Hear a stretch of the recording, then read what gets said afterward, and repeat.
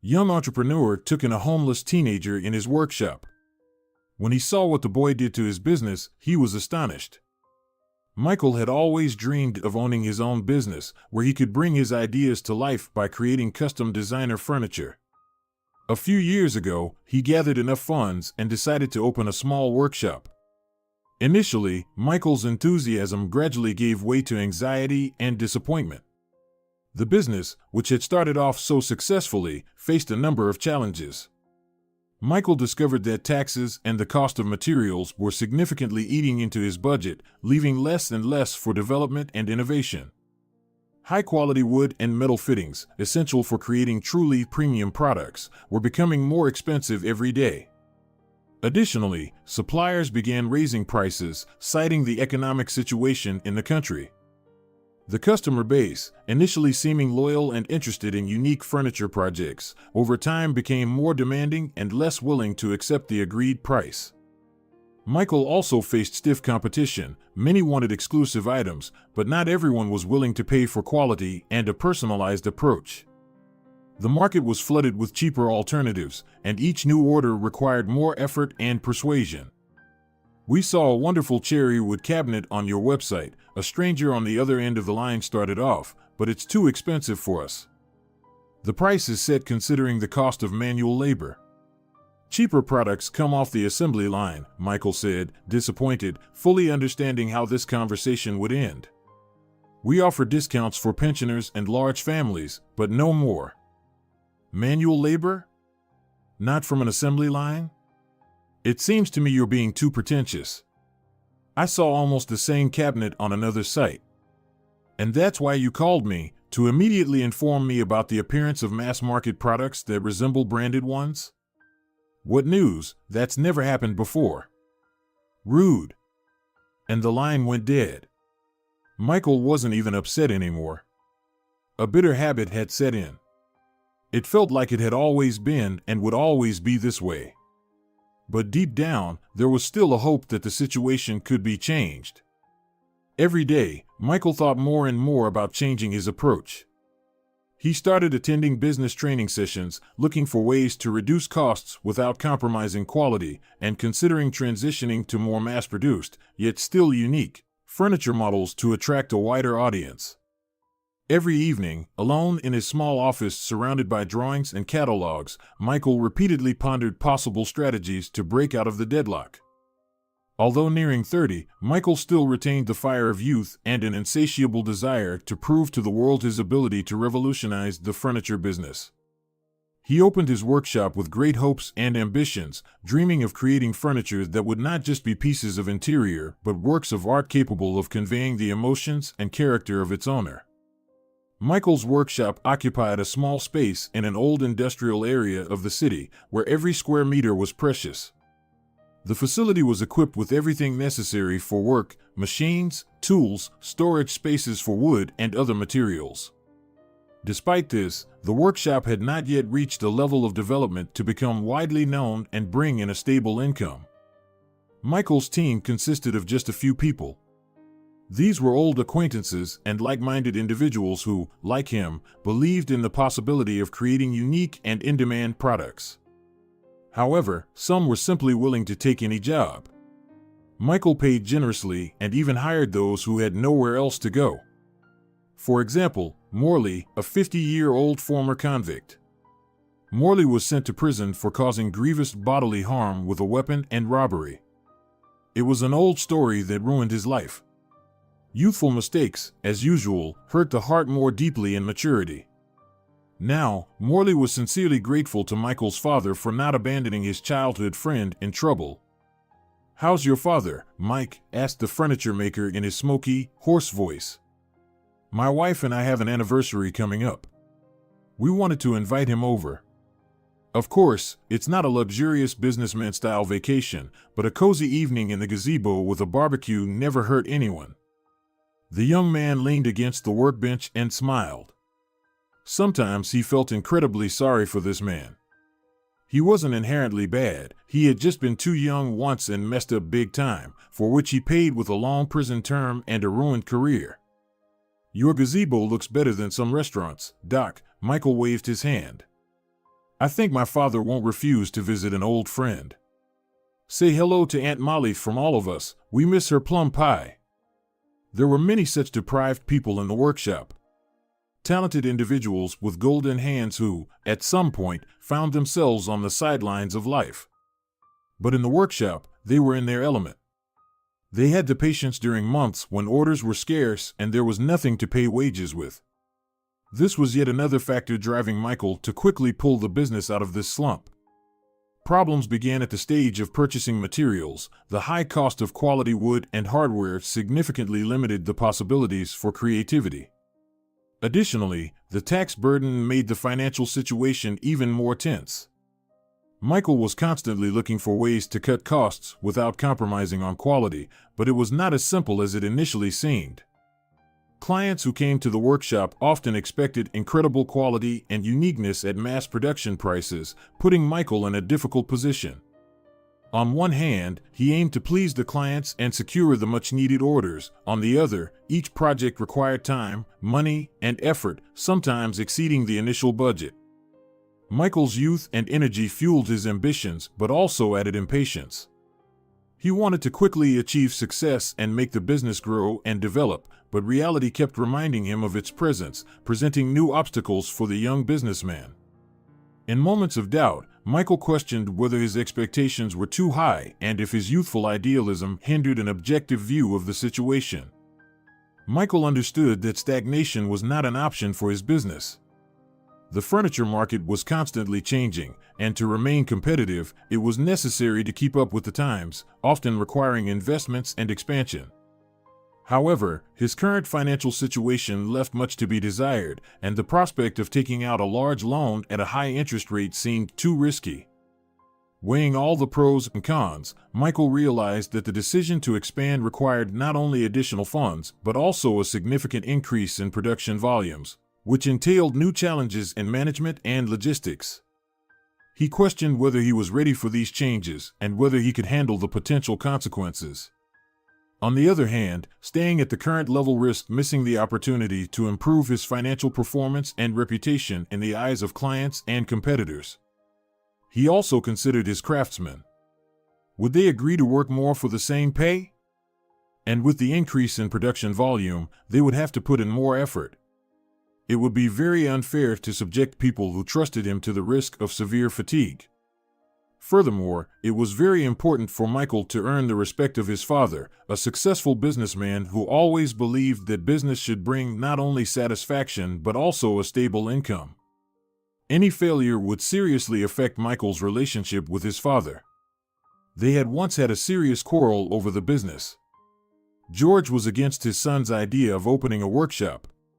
He was a man of stern character, not accepting creative activities as a way to earn money.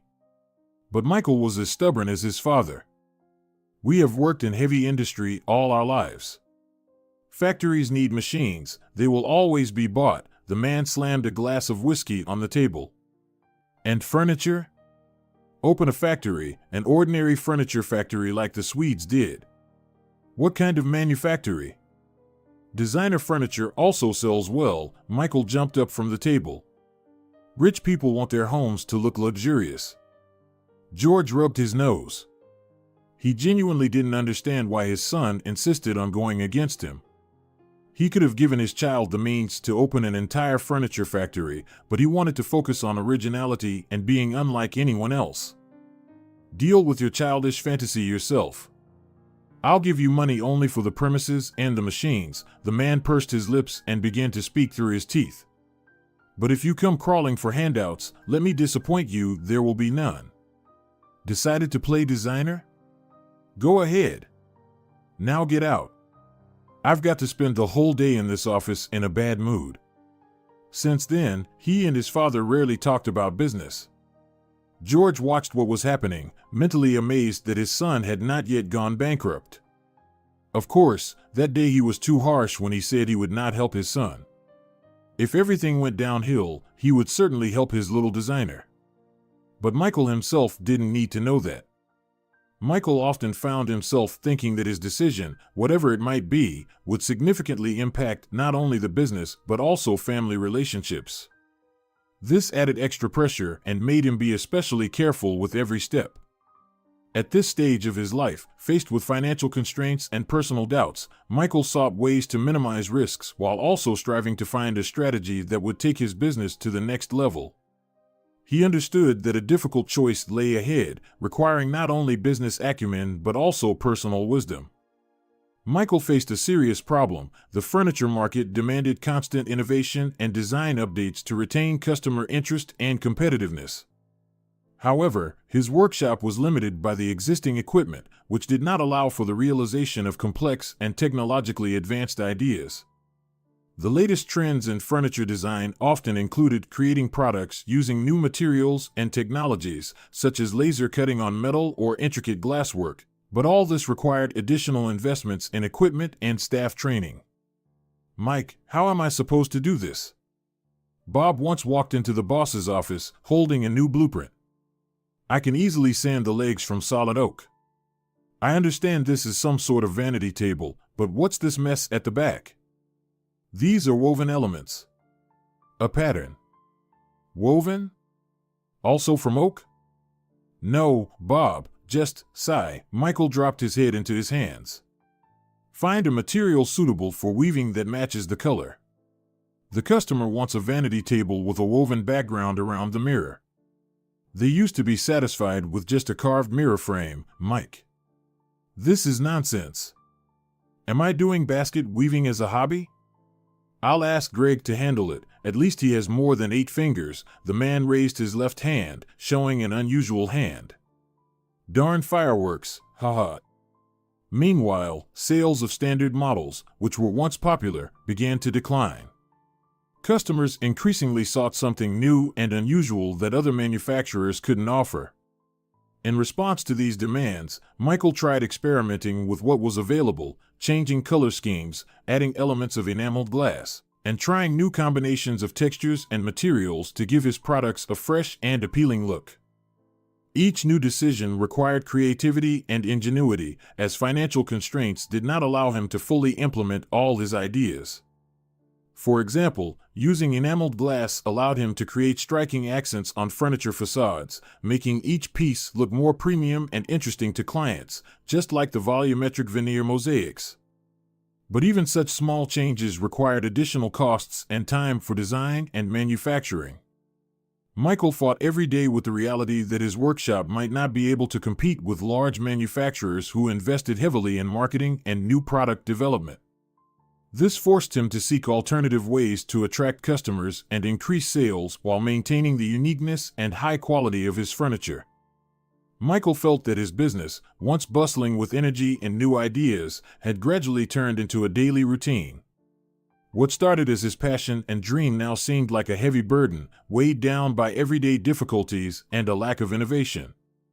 Sales were declining, designs were repeating, and innovative ideas were not being realized due to limited finances and outdated equipment. Each day resembled the previous one, and Michael felt his enthusiasm fading under the weight of accumulated problems.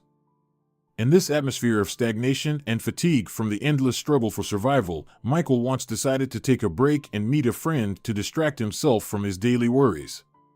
They agreed to meet at one of the cozy restaurants with a summer terrace that offered a picturesque view of the city park. The warm summer day was perfect for relaxing outdoors. Sitting at a table, sipping cold drinks, Michael shared his worries and disappointments with his friend. He talked about how difficult it was to maintain the business when each day brought the same tasks without visible progress or growth. How hard it was to find inspiration when you were constrained by financial limitations and unable to implement creative ideas. Michael lamented that the market was saturated, and each new design required more and more effort and investment, which he simply didn't have the funds for. "Yeah. I don't want to upset you, but it seems your old man was right about the manufacturing." Thomas shrugged. "Things aren't going too well for you." Michael sighed wearily, adjusting his hazel-colored hair. Tom was his childhood friend. He never aspired to make big money. He lived for pleasure while his parents ran a pharmaceutical company and funded his entertainment. Everyone was fine with it because, after all, he would inherit a fairly stable business. Though Thomas couldn't offer any real advice on how to get out of the crisis, he could always listen. "I know. I just can't back down now. I've put too much on the line." This conversation was a way for Michael to release his pent-up emotions. We all need a friend who can offer a different perspective or at least listen without judgment. He hoped that a little chat with his friend would help him find a new approach to solving his problems or at least provide some relief from the feeling of loneliness and facing business challenges. That summer day, when Michael and his friend Thomas decided to take a break from their work problems and meet on the terrace of a cozy restaurant, brought unexpected entertainment. The atmosphere was relaxing, and their conversation flowed freely, allowing both to unwind and take a break from their daily routines. They chose a table in a secluded corner of the terrace, which allowed them to enjoy the calm atmosphere and the summer breeze while occasionally sipping cold whiskey. "Catch him. The little rascal, you won't escape now." Suddenly, the idyll was interrupted. From the depths of the restaurant, through the open doors, a boy of about 15 burst out. His sudden appearance made all the guests freeze for a moment, watching the unfolding scene. Following the boy, 2 waiters ran onto the veranda, clearly trying to catch him, and behind them, with visible irritation on her face, appeared the restaurant's hostess. "Left, he's running left." The staff began chasing between the tables, creating chaos among the diners. Guests had to move and press against the backs of their chairs to avoid colliding with the waiters or the runaway boy. The boy seemed to enjoy the chase, dodging and zigzagging between the tables, leaving a trail of scattered cutlery and half-spilled glasses behind him. This chaos brought a touch of novelty and entertainment to what had been a calm evening. Michael and Thomas, although surprised by the sudden change in atmosphere, couldn't help but laugh at the clumsy attempts of the staff to catch the young troublemaker. The situation resembled some absurd and amusing play in which all the present were involuntarily involved. The situation on the summer terrace of the restaurant escalated dramatically.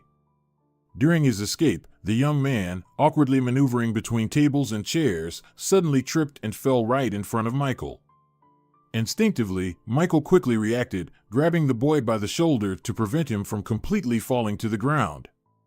In that moment, he froze, holding the boy and waiting for further action, aware that the scene had caught everyone's attention. "Sir, hold him tighter," shouted a young waitress who had already slipped on spilled drinks on the floor and was wiping her skirt on the go. "Dear guests, please stay in your seats. We have an emergency situation. We will definitely compensate for any inconvenience." The restaurant staff, who had been trying to catch the boy all this time, immediately surrounded them. The waiters and the manager, like crows that had found their prey, crowded around him. Their faces showed a mix of relief and irritation due to all the chaos caused by this young fugitive.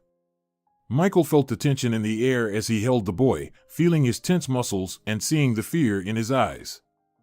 "Damn," cursed the teenager, realizing that this time he wouldn't escape. It felt as if the world had stopped until the waiters and the manager began to act. They quickly discussed among themselves what to do next while other restaurant guests continued to watch the unfolding drama. Michael, holding the boy, tried to understand the reasons for his actions, wondering what could have driven him to cause such a commotion and what would happen next. As the situation calmed down a bit, it became clear that behind the dusty veil of events lay a much bigger drama.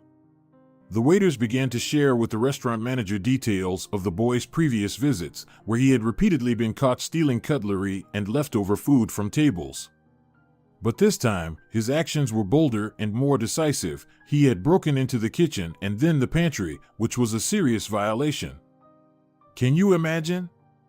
This is what you pay your security for," one of the waiters exclaimed, pulling pieces of salad out of his hair. They just didn't notice a stranger walking right into the kitchen. "Everyone, calm down, now," shouted the manager through the indignant chatter. "We will simply call the police, and they will decide what to do with this boy. I think we should also call Child Protective Services.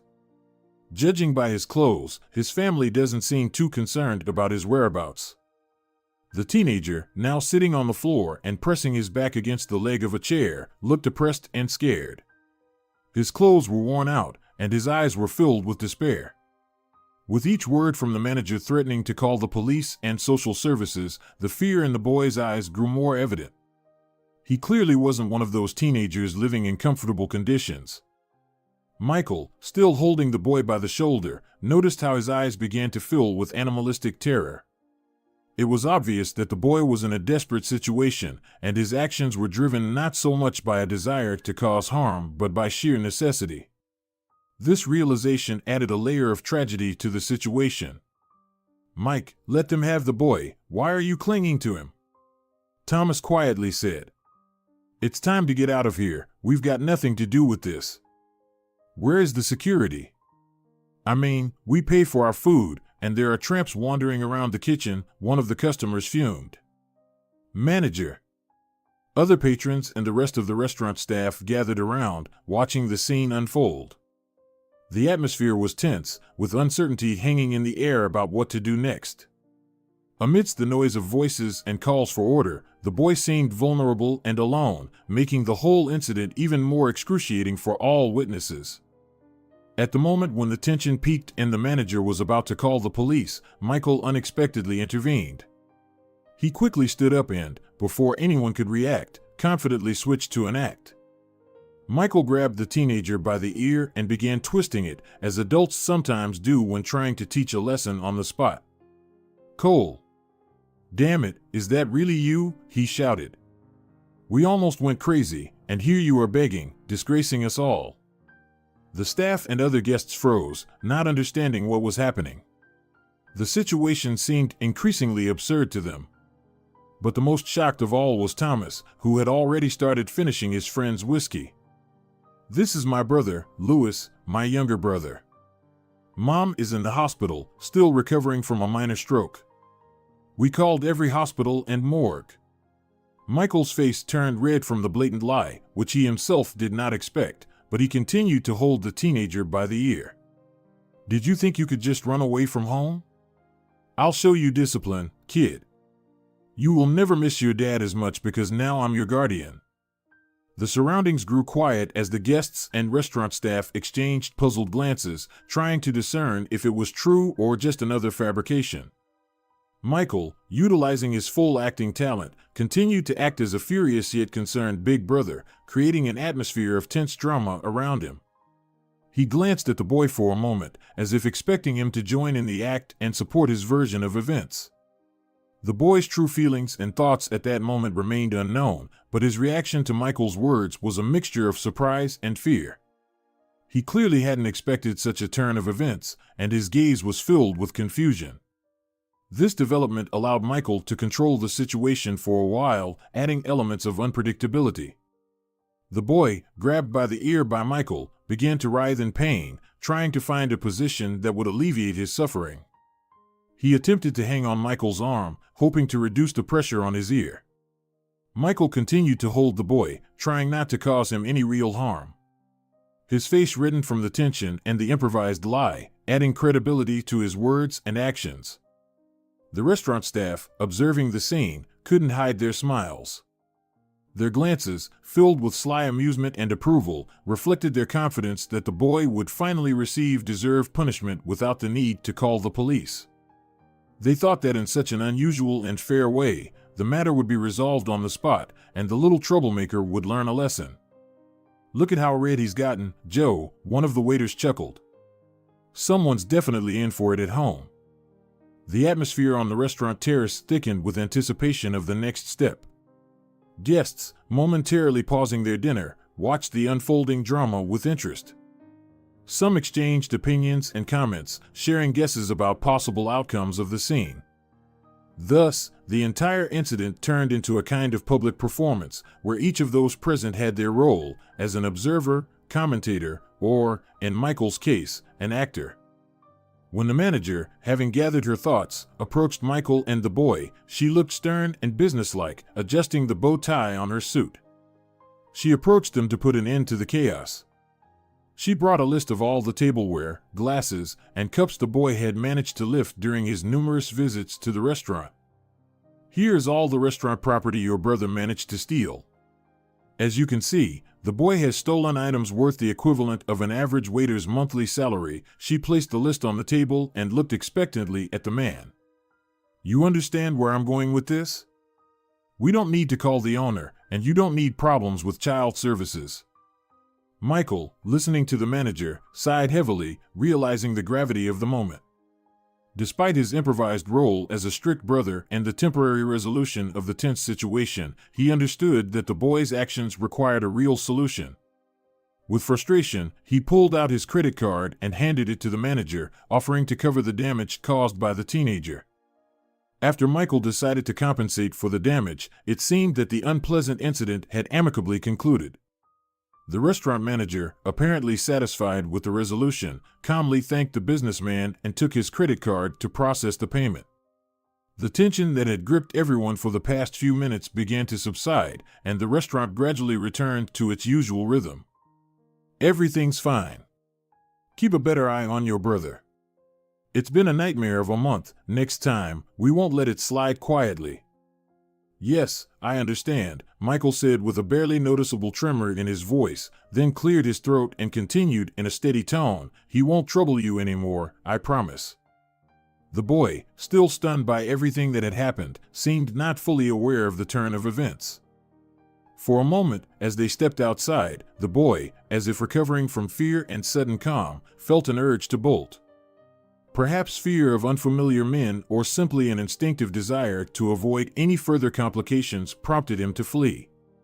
However, when the boy sharply turned and tried to run, Michael, anticipating such a move, quickly reacted. Michael's strong hand grabbed him by the shoulder again. The grip was firm and decisive, preventing the boy from breaking free and disappearing into the alley. The businessman, hissing disapprovingly, led the teenager a bit further away, to a quieter part of the street near the restaurant, to talk privately and away from prying eyes. He felt strange. There was something in the boy's gaze that simply wouldn't let him drop everything and go home.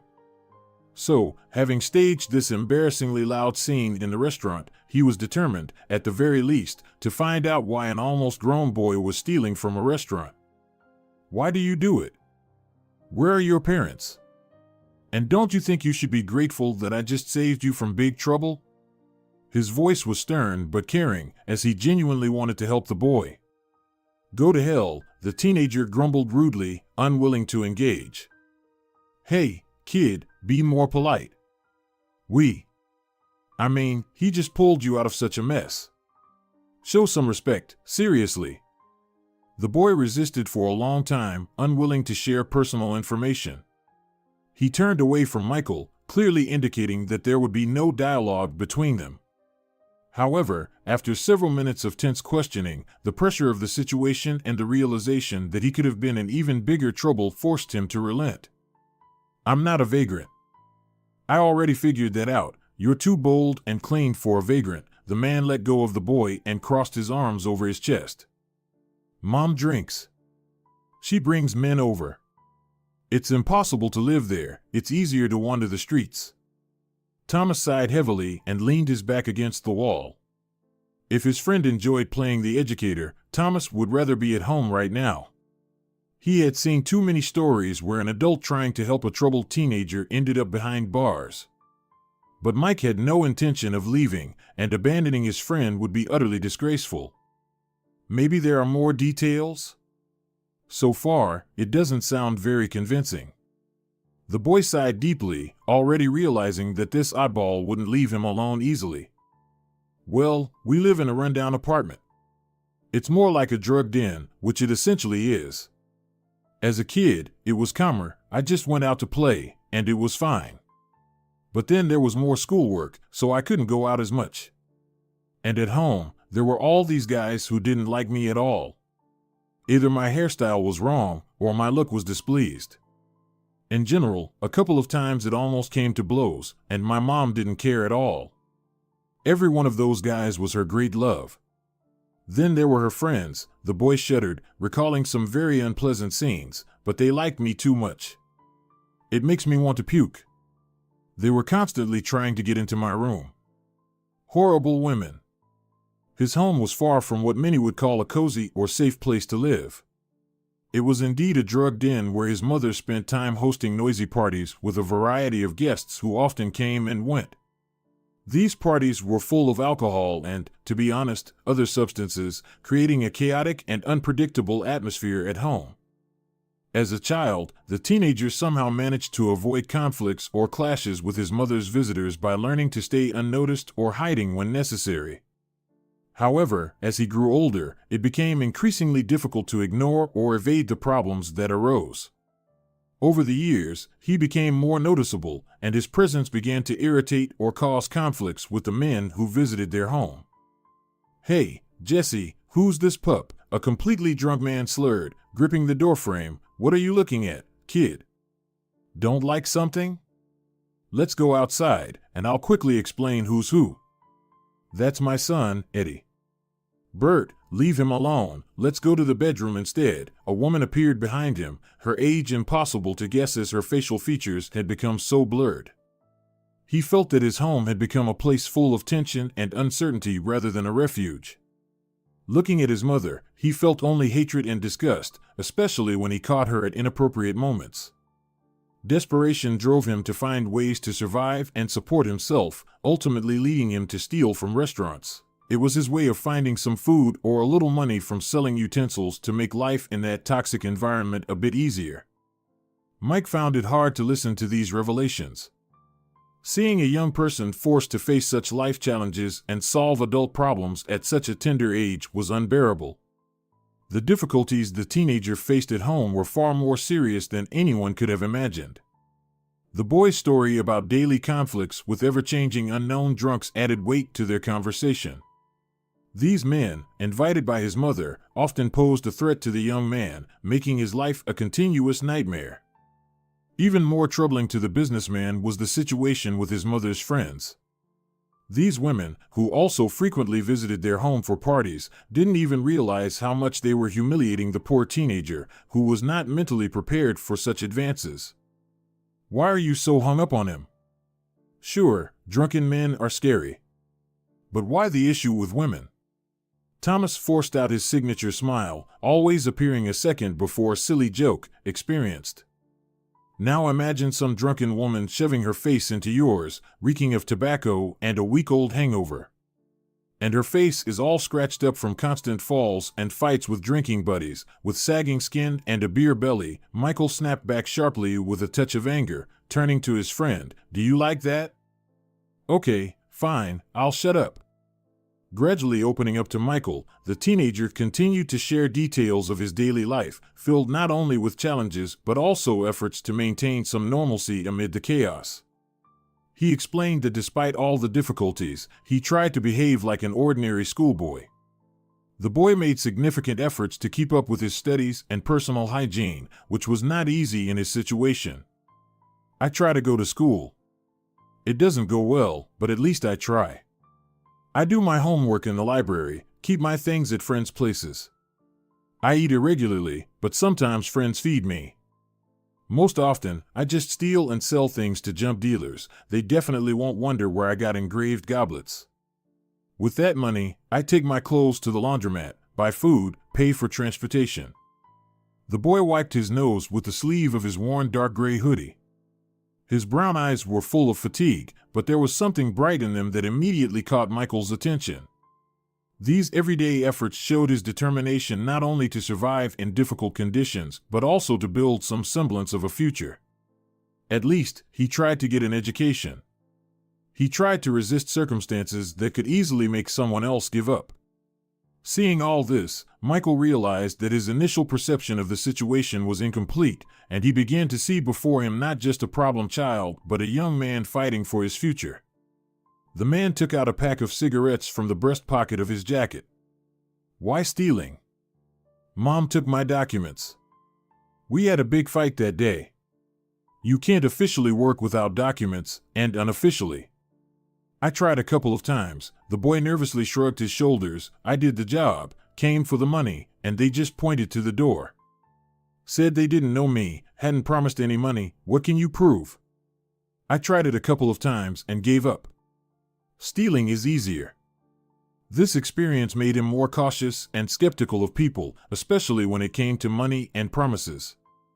The teenager concluded that trusting had become much harder, and unofficial ways of earning, like petty theft, though risky, seemed to him a more reliable way to survive. Listening to the teenager's story about his struggle for survival, Michael and his friend couldn't hide their surprise and sympathy. They whistled, expressing their amazement at how difficult life is for many young people in the modern world. They had pulled the boy out of the restaurant, where he was stealing to live a normal life. It was a cruel irony. Reflecting on the boy's difficult situation, Michael felt he couldn't just walk away and forget about him after their conversation. He decided he could offer a few more services. However, when he expressed his desire to help, the teenager asked him a perfectly logical question. "Mister, why do you want to help me?" Momentarily puzzled by this question, Michael shrugged. Thomas, standing behind him, was already just looking at his shoes. He didn't even try to think about his friend's motives. But, in a way, he was glad that Mike was distracted from his business worries. "I don't know myself. I just can help you, so why not?" He took 2 steps towards the teenager and patted him on the shoulder. "Would it make you feel worse? Come on, cheer up." Perhaps he was indeed trying to distract himself from his own problems by solving someone else's. Another reason might have been his first impression of the boy. Despite all the difficulties, the boy genuinely tried to live like a normal person. Michael saw potential in him not only to survive, but also to contribute significantly to society. If, of course, he received a little help. Something told him that troubled teens from such families always lacked simple support. Such kids were set for a fight from the start. "And there's something about you, like a gladiator," Mike smiled foolishly, seeing the boy's bewilderment. "I mean, you haven't given up yet, which means you're determined to keep fighting. For the right to exist, for education, for a job. Many guys in your situation would just follow in their parents' footsteps. But you're still struggling." According to Michael, the boy's story, speech, and gaze indicated that he was not a lost cause. This convinced Michael that helping the boy was not only a matter of compassion, but also an investment in the future of society, where young people like this teenager could become full and useful members. After Michael decided to help the boy, they came to a decision about his temporary move to the workshop. This decision seemed practical. Michael's workshop, equipped with everything necessary for furniture production, also had a small room with a bed that had yet to find an owner. The craftsmen loved to nap there during shifts. Well, they would find another place to rest. At least the poor kid would finally sleep in warmth and safety. However, it wasn't all that simple. The first month of living and working together was challenging for both. The teenager, living in constant uncertainty and distrust, couldn't fully shake off his fears and doubts. He still feared that there might be a catch in his new life or that Michael's promises would turn out to be another lie. And sometimes these fears resulted in unpleasant situations. Mike, it happened again." Old Morley entered the office, looking rather unfriendly. "He did it again. Why does the kid need that wretched chisel?" Michael frowned. The second case in a week, but he didn't want to openly admit that Eddie had stolen something again. He adjusted his tie and took a sip of his now cold coffee. In the silence, the mug clinked against the solid oak desk. "Morley, are you sure he stole the chisel? Maybe you put it somewhere and forgot." "No, Mike, I always put tools in their places. You know we don't take things from each other. I go to the drawer, look for the chisel, and it's just not there. Understand? It's gone." Morley waved his hands. "Our patience is running out. We don't need such a helper if he creates problems himself. Work slows down when we have to search for our tools." The businessman sighed heavily. He ran his hand through his hair and fell silent. He understood it was all wrong. He wished the boy well, but ended up causing trouble for his employees. It was hard for him to contain his frustration and disappointment when he found tools missing or noticed other minor infractions by Eddie. He had to remind himself of the boy's harsh upbringing and the reasons he decided to help him. Nevertheless, despite all the difficulties, both tried to find common ground. Michael continued to include the boy in the work, gradually teaching him the basics of furniture making, while the teenager, despite his fears and distrust, tried to adapt to the new life and the opportunities it offered. "Eddie, you understand that what you're doing is wrong?" The teenager sullenly remained silent. He always looked like a frightened fawn when Michael started such conversations. Eddie pulled his hood over his head and exhaled loudly. Mike stayed in his place, hinting that he wasn't going to leave. "Yes, sir. I understand," Eddie replied reluctantly. "I don't know why I do it." "And the things return eventually, right?" "Right," the man answered, sitting down next to his protege on a pile of boards, "but the work doesn't go faster because of this. The guys get angry, nervous, look for their tools, and end up distracted from orders. Do you understand?" The guy silently nodded his head. He understood everything perfectly. Even he couldn't explain to himself why he kept stealing. Maybe he was afraid that Michael would deceive him, and he would have to fend for himself again. Or was he just acting out of habit? It was hard to understand. But the guy knew for sure that he was ashamed. He had been given a place in the workshop, a roof over his head, and even paid for small errands. He could calmly do his homework in his small room and attend school more frequently. This man, Michael, had given him a ticket to life. He couldn't disappoint him like that. People show gratitude in a different way. It won't happen again. I promise. Over time, the situation in Michael's workshop began to stabilize, and the atmosphere gradually improved. The teenager, after living in the new environment for some time, started to get used to the order and the people around him. His initial distrust and tension were replaced by a more open and friendly attitude towards those around him. He became more sociable and even made friends with several of the craftsmen. These new acquaintances helped him adapt better and feel part of society again. The craftsmen enthusiastically shared their experience and knowledge with him, seeing his interest and willingness to learn. Additionally, the cleaning lady at the workshop, noticing how hard it was for the young man, started bringing him homemade cookies, which also added to his comfort and sense of home. Soledad was a very kind woman. She wasn't even 30 yet, but life was tough for her too. She had literally been left alone.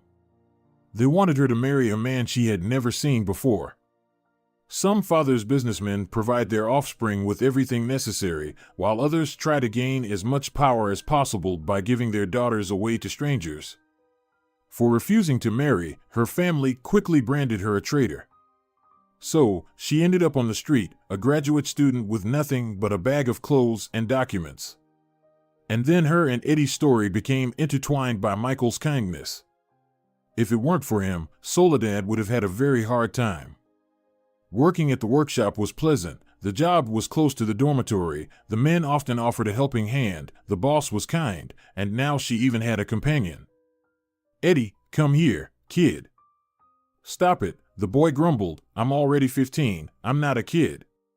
The woman ruffled the boy's light brown hair. She smiled mischievously and hugged the teenager. "Don't be grumpy, Eddie. I brought cookies." Soledad handed her friend a box, this time with ginger. "Yes, I know, it's not Christmas, but why not? Have a snack, and then we'll clean up the sawdust after the guys." The boy smiled back at her. In such moments, he completely forgot about his old life. The thefts of tools and other items that had previously worried Michael stopped. The teenager began to feel more safe and confident, and his need to steal as a way of survival vanished. Michael felt satisfied that his decision to help the boy had led to such positive changes. He saw that his intervention in the young man's fate was starting to bear real fruit, which made him even more confident in the correctness of his choice. However, Michael's trials were not over yet. "Damn it, Greg, where have you been?" "I'm busy. Just give me 5 minutes, okay?" There was unusual noise in the workshop. The craftsmen were running from corner to corner, and Soledad was tasked with bringing the place to perfect order. Even Eddie was involved. However, the boy didn't quite understand the fuss. The situation was quite tense for Michael. The upcoming meeting with an important client was a critical point for him, as it could be the last chance for his workshop to stay afloat. The client was a wealthy and influential man, and his choice could significantly affect not only the workshop's reputation but also its financial condition. His wife, known for her fastidiousness and particular taste in interior design, expected furniture of the highest quality and exclusive design. This imposed especially high demands on Michael and his team. They had to present products that would satisfy the desires and needs of such demanding clients. Michael and his team worked tirelessly, preparing for the meeting. They carefully selected materials, revised designs, and spent additional hours refining every detail to ensure everything was flawless. The entire workshop was mobilized to achieve one goal: to impress the client and his wife. The success of this meeting could significantly change the future of his business, providing the necessary financial boost and potentially opening new horizons for the company's development. It was crucial to confirm the viability of his enterprise as one of the few furniture manufacturers in the city capable of meeting high standards in design and quality. If the client and his wife liked his work on the kitchen set, it could lead to an additional order to fully furnish their house, a task that could bring the workshop incredible success. On the eve of the important meeting with potential clients, Michael felt increasing tension. Fear and adrenaline caused a slight nausea in his throat. The description of the order he received from the couple was extremely abstract, leaving much room for creativity, which in this situation seemed less of an advantage and more of an additional problem. How? What? Mike, I don't understand what to do with this. Quiet, Morley, I'm thinking. The requirements for the kitchen set were stated in terms that could be interpreted in various ways, and Michael reread them over and over, trying to understand how to translate these descriptions into a specific design that would satisfy the client's discerning wife. Each time he imagined certain parts of the description, the resulting image was shattered by the next detail. Ornament in an oriental style. Light tones. Bright design. Calm shades. Solid wood. Many shelves, spacious. Not a corner set, straight. This is just a list of antonyms, document. I don't think a lady with a $4,000 handbag will ask us to make a kitchen from children's drawings. How did it come about that you couldn't make the blueprint?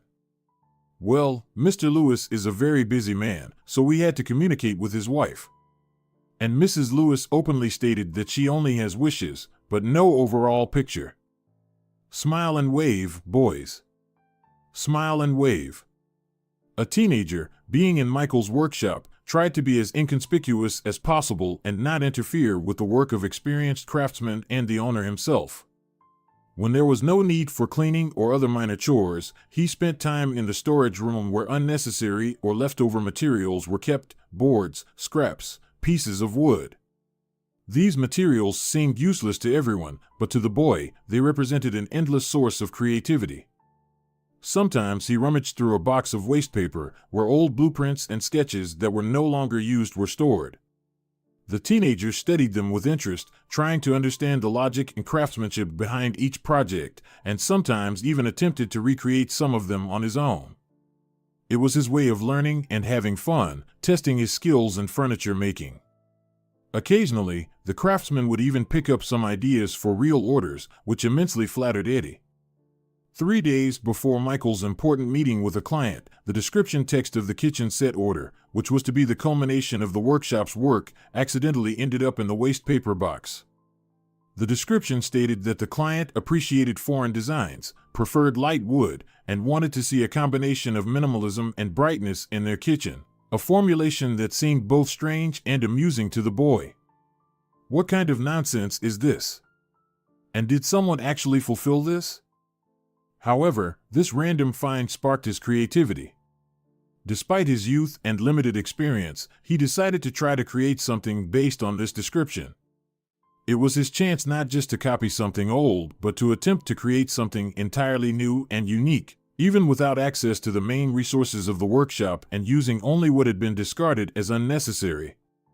Outside the storage room, in the corner of the workshop where unfinished projects were usually stored, the teenager found a kitchen nook that immediately caught his attention. The structure seemed grotesque and unusual in its design. It was one of those experimental projects that the craftsman sometimes assembled from leftover materials to test ideas or concepts. The cabinets from this installation were lying in the storage room as if discarded, and the boy decided it was just a draft that still needed to be refined or dismantled. Knowing that such projects were often left unfinished over the weekends when the craftsmen went home and were completed only upon their return on working days, the youth thought he could help by disassembling this unattractive kitchen nook. However, instead of simply disassembling it, he decided to unleash his imagination and play with the design. After all, he had a strange order description, and here was clearly a draft, but already assembled work. He began rearranging the cabinets, changing their placement, adding bright accents from the remaining scraps and decorative elements he found in the storage room. He immersed himself in the creative process, exploring different combinations and options. He knew he had only a few days before the craftsman and Michael returned, who might be disconcerted by his sudden creative impulse. So, he decided to use this time as effectively as possible. He found containers of ceramic mosaic, which had once been written off and intended for disposal. The mosaic of different colors and shapes, though not used in current projects, was the perfect material for adding brightness. He also found several whiteboards that could serve as the much-desired shelves for the client and black iron legs from an old table that could add a touch of minimalism and modern design. For 2 whole days, the teenager immersed himself in the creative process, carefully combining the mosaic elements, forming a base for the kitchen nook from the boards, and adapting the iron legs for the table. He experimented with various layouts, trying to find the perfect combination of minimalism and brightness that could appeal to discerning clients.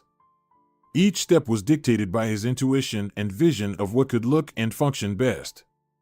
The greatest pleasure he derived was from assembling the mosaic into an extensive ornament. This activity captivated him so much that he even forgot to eat. Monday marked the visit of an important delegation to Michael's workshop, which immediately attracted the attention of all the employees. The group included Michael himself, 2 unknown individuals, and the leading craftsman of the workshop. They all looked serious and businesslike, discussing some details on the go. "Your order, to be honest, almost stumped us, Mrs. Lewis," Michael chirped with a silly smile. "We are used to working with blueprints that we send to the client before starting the work. But we are not interested in looking at some gray drawings," the woman interrupted him. "I want to see the real volume. I want to see how the light falls on the set. Do you understand? I need visibility." The craftsmen exchanged glances with their boss, but they all decided to keep silent. The rich have their quirks. Eddie was covering for Soledad that day, who was taking exams. Holding a broom in his hands, he couldn't resist his curiosity. Something in the air felt special, and, inspired by his recent creative impulse, he decided to follow the group to find out what would happen next. As they approached the room where his draft had been earlier, the boy's heart began to beat faster. It can't be. Did I ruin the order?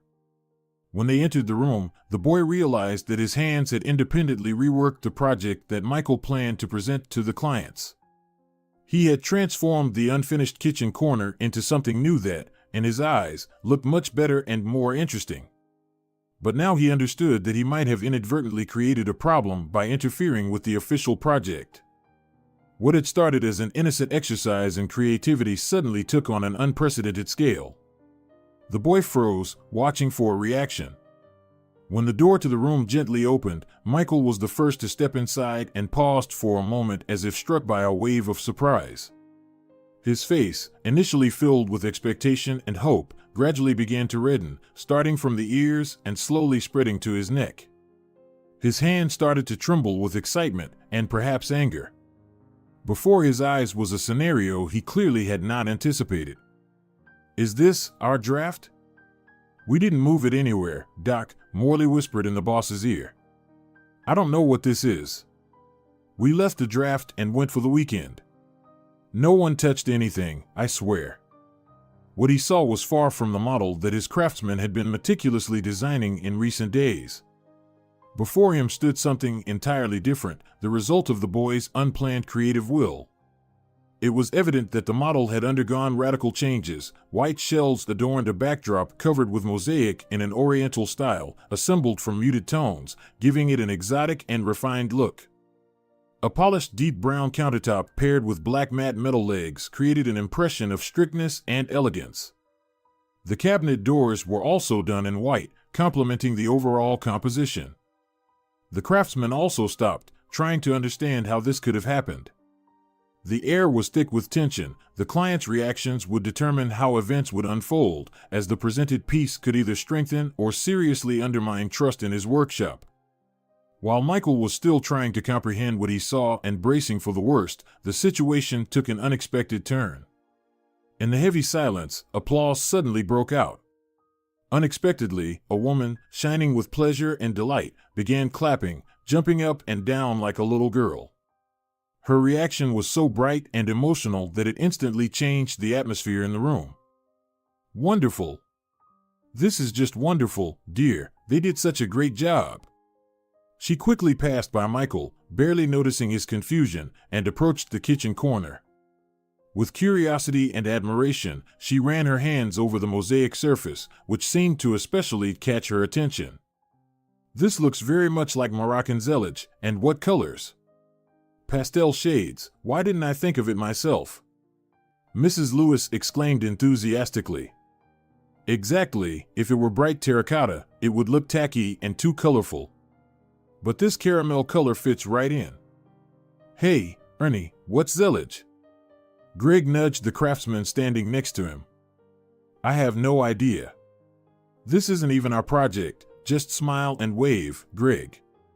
Michael, standing aside, suddenly realized that his fears were unfounded. Instead of criticism and discontent, he faced complete approval and delight from the client's wife, whose opinion, as expected, was decisive in this deal. His shock slowly turned into relief and a growing sense of pride in the unexpected success. His head was spinning, and he found it hard to breathe. Michael, stunned and puzzled by the client's reaction, quickly excused himself and left the room to catch his breath and gather his thoughts. In the hallway, the teenager was already waiting for him, standing nearby, unsure of what to do.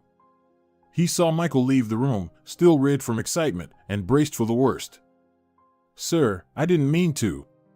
I just didn't know it was a project for a client." The boy's voice trembled strongly, and he clutched a mop. "I heard you were supposed to have an important presentation, but I just didn't know what exactly you would be showing. You see, I saw the cabinets in the warehouse and thought the whole project was scrapped. I'm sorry." Michael approached the boy, and tension was also evident in his eyes. The boy held his breath, expecting shouting and scolding. However, instead, Michael suddenly hugged him. This gesture was so unexpected that the boy froze for a moment in surprise. "Thank you, son." Following the waves of emotion, Michael quickly returned to the room with his clients, leaving the boy in the hallway, filled with a new sense of pride and surprise at his actions. From the open door came the voice of the enthusiastic woman, who now wanted to see the same design not only in the kitchen but also in other parts of her home. Her enthusiasm and desire to extend the new style were so infectious that the entire workshop team felt a surge of energy and inspiration. Several years after that fateful day, when the boy inadvertently became the savior of the furniture workshop, his life took a new turn. Having finished school, Eddie did not feel worried about his future. Yes, he did poorly on his exams, but can anyone blame him? He had lived in real hell for so many years, just graduating was already an achievement. But Eddie's future was not entirely in his own hands. Michael, the businessman whose company was saved by the unexpected creative surge of the young man, took on the responsibility of paying for his education. It was the least he could do to thank him for the miracle the boy had performed, revolutionizing design and saving the business from collapse. "You know, maybe now I'll consciously pursue design," the boy smiled, winking playfully at his patron. "It's kind of weird being a designer without understanding the rules." The man approached the boy and hugged him. The day when the workshop's life was saved was still fresh in his memory. "I don't care, Eddie. You've always amazed us with your ideas, son. Whether you have an education or not, "It doesn't matter." Mike stepped back from Eddie and looked at him. "But if you get a diploma, you'll have a ticket to life." "As if without a diploma, you'd kick me out of the workshop, huh?" He grinned cheekily and then laughed. "Honestly, I'm just curious. You know, to look at the issue from the inside, to study the rules and logic." The heartfelt conversation between the two men was interrupted by the appearance of a young woman. She was dressed elegantly. No one would have thought that only the size of her salary kept the plain-looking cleaner from transforming into a true beauty. "Eddie, baby, I can't believe how grown-up you've become," Soledad said, embracing the young man tenderly and fusing the gesture with genuine maternal love. "I believe in you. You'll succeed. You're a talented boy." The young man, now almost an adult, looked to the future with faith in his success. His new path in design promised to be bright, as he now had the opportunity to develop his skills in a professional environment. Moreover, he had people who believed in his talent and abilities. Michael, on his part, didn't particularly care whether the young man created masterpieces consciously or as a result of random inspiration. He cherished every opportunity to see the boy grow and develop as a professional. In the eyes of the boy who was once angry at the world, he saw a desire to create beauty, reminding him of that important day when the decision to give a chance to the kid from the streets not only saved his business but also had an unexpectedly positive impact on his own life. After successfully completing an interior design project that finally solidified the workshop's financial standing, Michael took another bold step to change the boy's life not only professionally but also personally. The situation with his alcoholic mother had long needed a resolution, and now, with the necessary resources, Michael easily managed to win parental rights from her, marking the first step towards creating a better future for the boy. However, a more challenging task was obtaining guardianship rights for himself, as there were prejudices in society and the law against single men wanting to take on the role of guardian. At this moment, Soledad came to the rescue. Learning about the difficulties Michael faced, she proposed an extravagant solution: to get married to simplify the adoption process. Initially, both saw this step as a temporary measure, but over time, as they spent more time together, genuine feelings began to develop between them. And thoughts of divorce were forgotten. Meanwhile, the young man, now a full-fledged member of the newly formed family, couldn't help but marvel at how unexpectedly his life had unfolded. From the moment he committed theft in a restaurant, his life had radically changed. Now he had not only a new family but also a promising future in the world of design. Each new day brought him the realization that sometimes coincidences can lead to remarkably wonderful changes. He smiled, recalling his long journey, and warmly thought about how the strange twists of fate had led him to a new life full of love and opportunities.